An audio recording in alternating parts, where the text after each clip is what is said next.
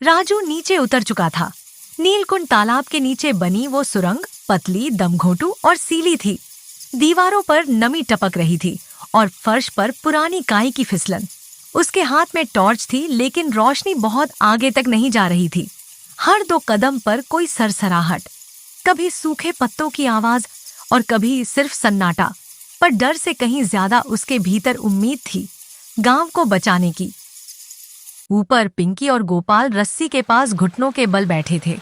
शेरू बार बार सुरंग की ओर देखता और गुर्राता, जैसे वो नीचे के माहौल को महसूस कर रहा हो।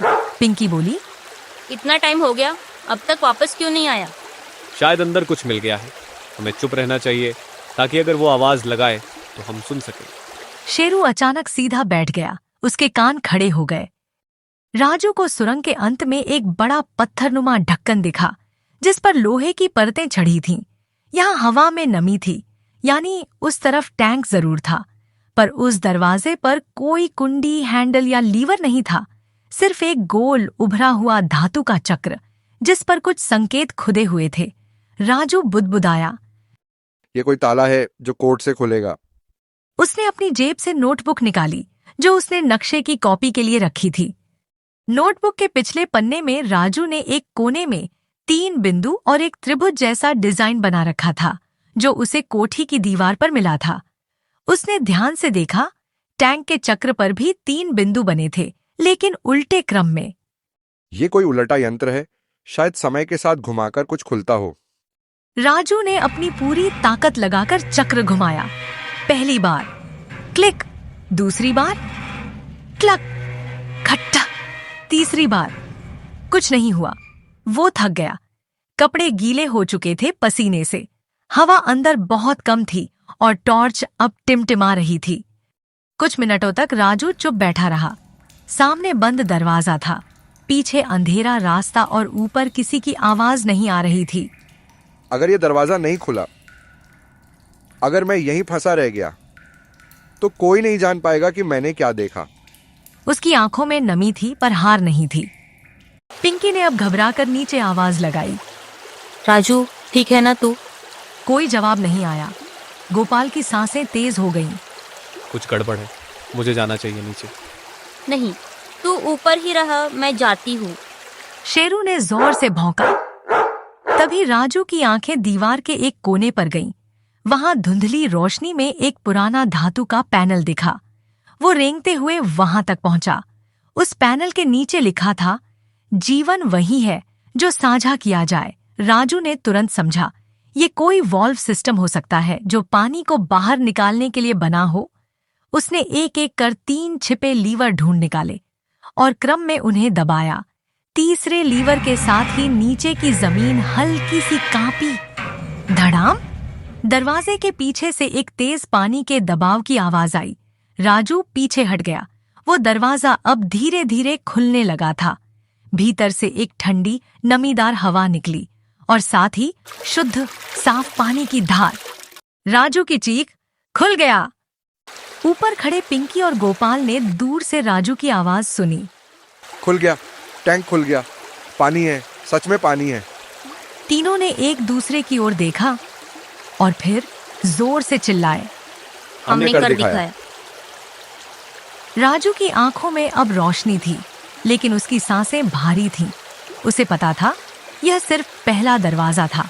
गांव तक पानी लाना, टैंक से उसे ऊपर उठाना और सबको यकीन दिलाना।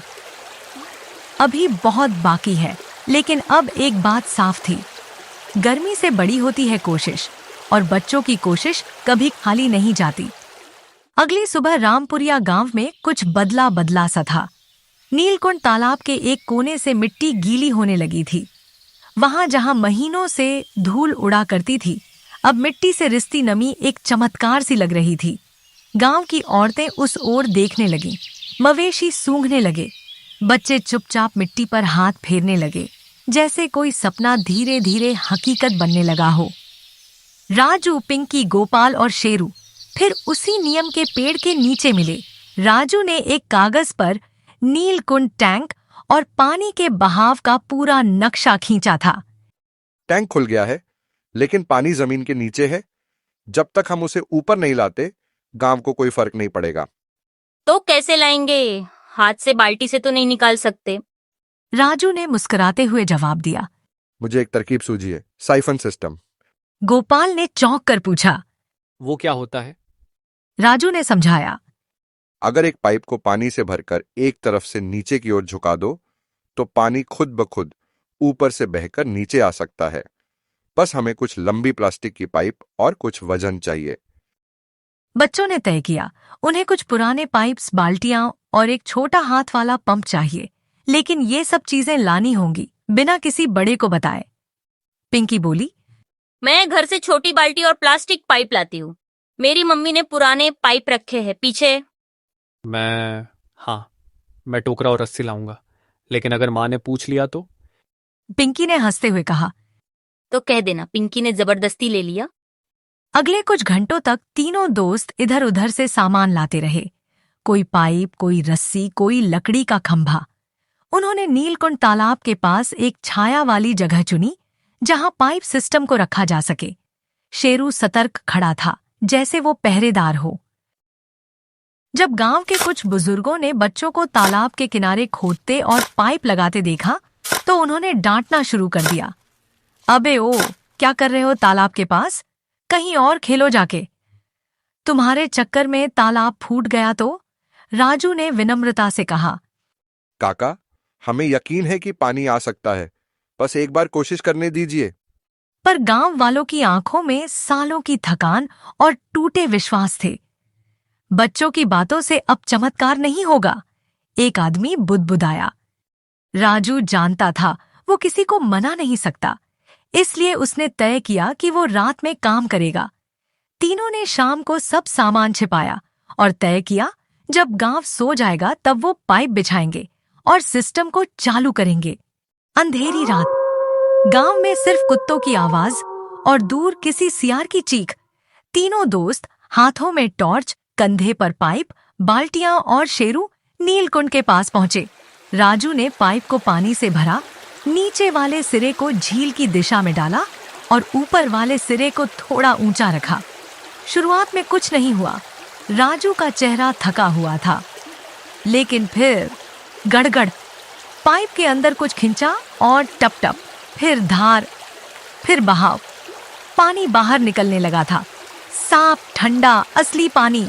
सुबह होते ही गांव वालों ने देखा नीलकुंड तालाब के पास एक पतली लेकिन लगातार बहती पानी की धार। कई लोग इकट्ठा हो गए। कुछ चुपचाप खड़े रहे, कुछ ने मिट्टी में हाथ डाला। फिर गांव के एक बुजुर्ग बोले। किसने किया ये चमत्कार?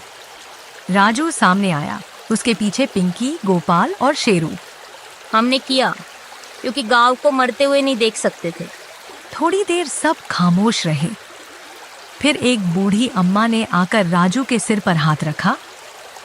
बेटा, तूने हमारी आंखें खोल दी। धीरे धीरे लोग तालाब के चारों ओर पानी इकट्ठा करने लगे। बच्चों को मदद मिलने लगी। राजू जानता था टैंक में सीमित पानी है। अगर बरसात नहीं आई, अगर गांव ने एकजुट होकर जल संरक्षण नहीं किया, तो यह धार फिर सूख सकती है। पर आज गांव के पास फिर से एक उम्मीद थी।